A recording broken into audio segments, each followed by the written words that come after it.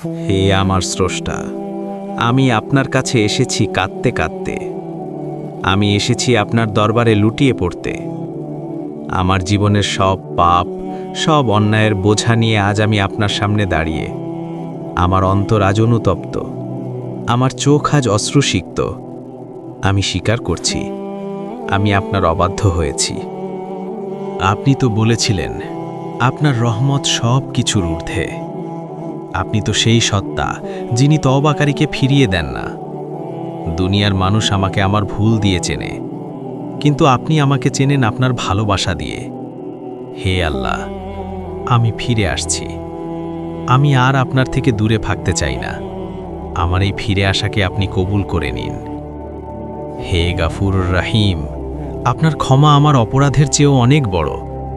আমি যদি আজ আপনার দরজার কড়া না নাড়ি, তবে আমি কার কাছে যাব? কে আমাকে ক্ষমা করবে? আমার জীবনের সব অন্ধকার ধুয়ে মুছে দিন আপনার নূর দিয়ে। এই সেজদাই হোক আমার নতুন জীবনের শুরু। আমি লজ্জিত, আমি আপনার দয়ার ভিখারি। নিশ্চয়ই আল্লাহ তওবাকারীকে ভালোবাসেন। আজ এই পবিত্র রমজানে নিজেকে নতুন করে গড়ার শপথ নিন।